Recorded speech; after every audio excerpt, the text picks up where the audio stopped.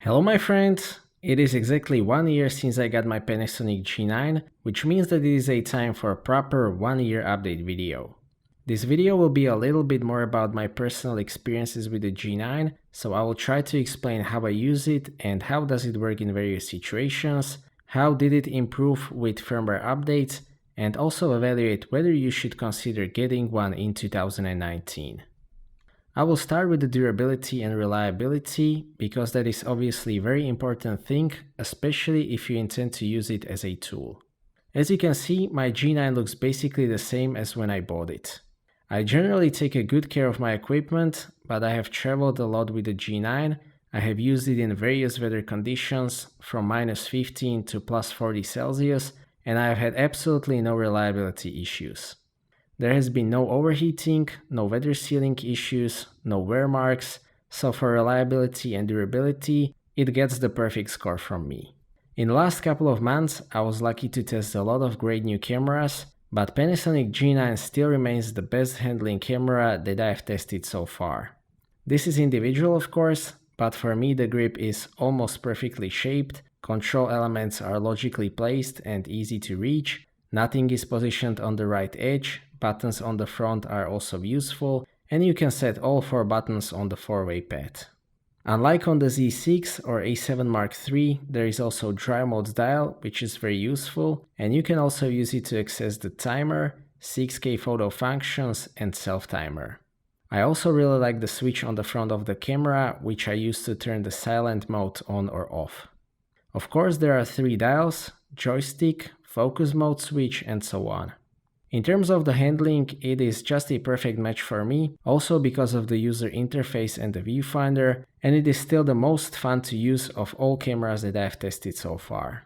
Of course, the handling wouldn't matter much if the output wasn't good, so how about the image quality? As you might know, I also use full frame and APS-C cameras, but for what I personally shoot, I am generally very happy with the performance of this 20 megapixel Micro Four Thirds sensor in both G9 and GX9. The sharpness is sufficient for my needs. I think that it is sufficient for all kinds of digital publishing and even for larger prints unless you are viewing those from very close distance. The dynamic range has been significantly improved in comparison to older 16 megapixel sensor. I have never felt like I need more dynamic range. The noise in shadows is very low if you stay below ISO 800. Lifting shadows is generally not a problem up to ISO 1600 or even 3200 in most scenes. ISO 6400 is the highest value that I wouldn't go above, so you can't really use values like ISO 12800, which is possible on new full-frame cameras, but I don't really need to do so because of the in-body image stabilization. That has been one of my most favorite features of the G9 ever since I bought it, and when you are shooting non-moving subjects in low light, it often beats cameras with larger sensors, since it enables you to shoot very long exposures well above 1 second with constantly good results.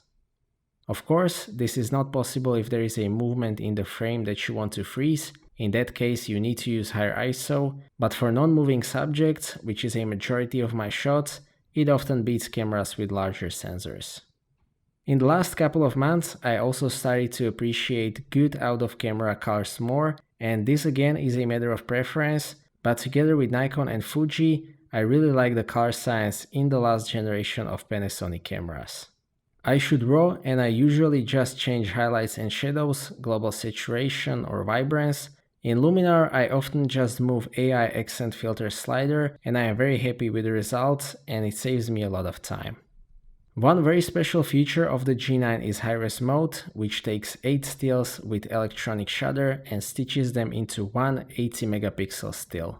This is done using the in-body image stabilization, which means that the camera has to be still, for example on tripod. If there is a movement in the frame, it creates this ghosting effect, which is a limitation, but when you can use it, it provides extremely detailed shots with real 80 megapixel resolution, which is great especially for landscapes and product photography.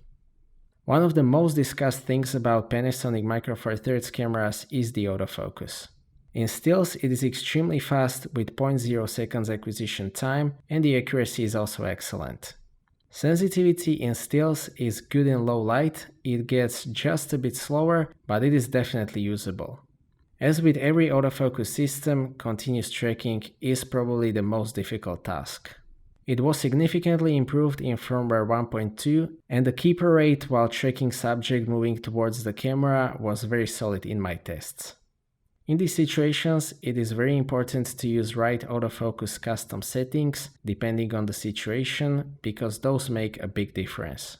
I have done a bit of wildlife photography and videography with the G9, where I was very happy with the results. I have also shot sports with the G9 a bit, and I was very happy with the results, which is also thanks to great 50 to 200mm f2.8-4 and 200mm f2.8 Panasonic Leica lenses, which are also a big advantage of the whole system for shooting sports and wildlife. G9 can also shoot 20 frames per second with electronic shutter and autofocus continuous, or even 60 frames per second with autofocus single. If you prefer mechanical shutter, it can shoot 9 frames per second with continuous autofocus or 12 frames per second with single autofocus. Buffer can take about 50 RAWs, which is very good, and it also has 2 slots for SD cards, which is the best option in my opinion. If you want to use those high frame rates, you will need fast UHS-2 cards, which are quite expensive, but still much cheaper than XQD cards. I have talked a lot about the viewfinder in the G9, so you might already know that it is pretty huge with 0.83 times magnification and super sharp with 3.69 million dots, and it also has up to 120 Hz refresh rate, which helps while shooting moving subjects. You can also decrease the magnification if you find the viewfinder to be too large, but I haven't talked about the boost mode, which helps in dark environment. It introduces some noise to the image in the viewfinder, but it really helps with brightness. You can also use night mode, which only uses red color so that it doesn't distract your vision. Display is also pretty sharp and bright, definitely a good display overall, even though the GX9 or LX100 Mark II use higher resolution. The display is rotatable, which is still preferred on YouTube, and a lot of viewers were disappointed when Panasonic put tilting screen on S1 and S1R. I like both styles. For being behind the camera, I might prefer tilting screen, but for filming yourself in front of the camera, the tilting screen is a big advantage, so we can generally say that rotating screen is an advantage of the G9. G9 is the second largest Micro Four Thirds camera after the GH5 and GH5S, and the idea is basically that they have taken a relatively large camera body and put smaller sensor inside and use the space for added features and handling. It is not a small camera and it is not trying to be one, so if you are looking for a very small camera, this is probably not it. I use the G9 with battery grip attached most of the time, which makes it even bigger. I have made separate video about the grip, and basically the only thing that I don't like about this grip is that the AF on button is near the edge. I have extensively tested the battery life on my trip to Sardinia because I forgot spare batteries at home and I only had one battery. Fortunately, the battery life is very good.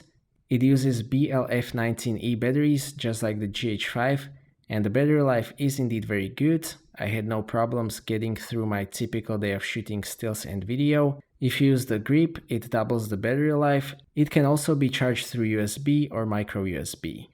USB-C, like on GH5, would be nice though. It also comes with USB charger, which is very practical. G9 is the first Panasonic camera which is intended mainly for stills, but despite that, I have used it a lot for video. A lot of reviews on this channel were shot using the G9, and it is still a very capable video camera. In terms of the details, it is just as good as the GH5, because both use the whole sensor to capture 4K up to 60 frames per second. The video autofocus is actually really good on the G9 with firmware 1.2. With firmware 1.1 it was already very good, now it is even a bit better, it is very smooth, there is basically no hunting thanks to the DFD. I have shot a lot with the G9 on Photokina in a very bad light situation, often through the glass, and I was very pleasantly surprised by the performance with firmware 1.1. So overall, I think that the video autofocus in the G9 is good, and seeing how it progressed since the GH4 or G85, I'm really looking forward to see what the new autofocus system in S1 and S1R will be capable of. Video recording is limited to 30 minutes in all modes except for 4K 60p, which is limited to 10 minutes. Very advanced features like 10-bit recording or all intra codec are not available on the G9, neither is the log profile or 17:9 DCI recording, but it can still shoot 4K 60p, which is still pretty rare in early 2019, and it has that great 6.5 stop in-body image stabilization, which works great in video, and it makes huge difference in overall look. It also has electronic stabilization, which can work together with in-body image stabilization and lens stabilization and provide extremely smooth footage with a bit of crop. G9 also has mic input jack, headphone output jack and full-size HDMI, which is great for connecting external monitor. I also like to use G9 with small rig cage, which allows me to mount other accessories, like for example side handle, which makes it my most favorite setup for handheld shooting. After testing most major camera brands, I also still like the user interface on the G9 the most. Here you can see that it was made to be controlled via the touchscreen, since the menu items are large enough for that. I like the quick menu as well, there is nothing that I miss there, and it is also very fast and easily accessible. There used to be one, let's say, bug, which is that you had to wait about 2 or 3 seconds after pressing the playback button to see the photos, but that was fortunately fixed in firmware 1.2. There is also one thing that I miss on both G9 and GH5, which are separate settings for stills and video. G9 also has very nice time-lapse or intervalometer interface, which is easily accessible through the dry mode dial. It works very well, and it also makes the video in camera if you wish so. I also really like the bracketing options. It can take up to 7 exposures from -3 EV to +3 EV, which gives you a huge amount of information that I use in Aurora HDR, which is my favorite way to create HDR shots. It also works great with G9 RAWs, so it is a great combination for HDR. There is also aperture bracketing, which is super useful for testing lens sharpness, and focus bracketing for focus stacking. There is also post-focus mode, which enables you to choose the focus after the image is taken. I have tested a lot of lenses with the G9, I will leave a link to those reviews in the description. My most favorite lenses for the G9 are the 3 Leica line f2.8-4 lenses, so the 8-18, 12-60 and 50-200mm. Those offer great optical character and size to performance ratio, and also excellent build quality and weather sealing. These are quite expensive, but these are the premium options, which are in my opinion worth the price if your budget allows it, especially because of that optical character, which is what sets these lenses apart from cheaper Lumix lenses. These are also quite good. 12-60mm f3.5-5.6 is still completely fine to use on the G9, and so are the primes like 20mm f1.7, 25mm f1.7 or 42.5mm f1.7. I also intend to test the G9 with Leica 12mm f1.4 and Leica 42.5mm f1.4 primes, so stay tuned for that.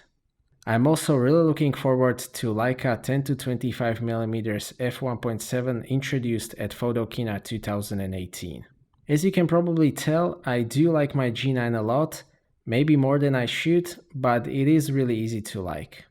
Micro Four Thirds won't provide that extreme dynamic range or clean images above ISO 12800, but looking at my Luminar and Lightroom catalog, I don't really shoot above ISO 1600 much, and I have never felt like I need more dynamic range. If you need to shoot moving subjects in low light, you should probably wait for the S1 or S1R full frame cameras, which will be more suitable for that, and I will probably get one of those myself. Micro Four Thirds are still highly suitable for street and travel photography, which is what I shoot the most, and the G9 provides the best control and probably the most fun while doing so, which is probably why I still like it so much after a year of owning, and I don't intend to get rid of my G9 anytime soon. So that's it for this video, thank you for watching, I hope that you liked this video and that you found it to be useful. Stay tuned for more videos and maybe consider subscribing if you don't want to miss my future content. I appreciate your feedback in form of thumbs up or thumbs down. If you would like to ask anything or share your opinion, please do so in the comment section, and see you next time.